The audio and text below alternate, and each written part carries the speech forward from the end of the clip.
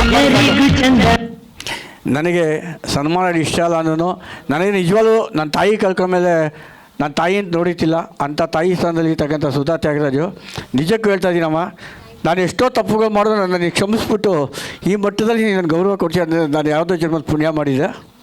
ನನಗೆ ನೀನು ಯಾವುದೂ ತಪ್ಪುಗಳಾಗಲ್ಲಮ್ಮ. ಕೆಲವು ಸತಿ ಆಗಿರ್ಬೋದು, ಇಲ್ಲ ಅಂತ ಹೇಳೋದು ನಾನೊಬ್ಬ ಮನುಷ್ಯ. ದಯವಿಟ್ಟು ಯಾರಿಗೇ ಆಗಲಿ ಪ್ರತಿಯೊಬ್ಬರಿಗೂ ಕೇಳ್ತಾ ಇದ್ದೀನಿ, ನನ್ನಿಂದ ಯಾರಿಗಾರ ಮನಸ್ಸಿಗೆ ನೋವಾಗಿದೆ ದಯವಿಟ್ಟು ಕ್ಷಮಿಸ್ಬಿಡಿ.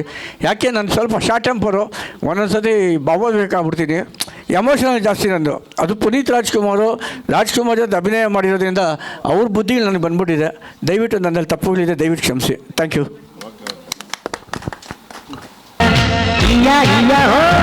ಮಾತು ಕೊಟ್ಟರೆ ಮಣ್ಣಿನಾಣೆ ಇಟ್ಟರೆ ಜೀವ ಕೊಡೋ ಕಂದ ಕಸ್ತೂರಿಯ ಗಂಧ. ಹೋ ಲೋಕಕ್ಕೆಲ್ಲ ಚಂದ.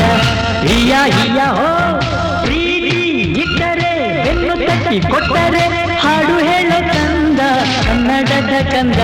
ಹೋ ಎಲ್ಲರಿಗೂ ಚಂದ. ಹೋ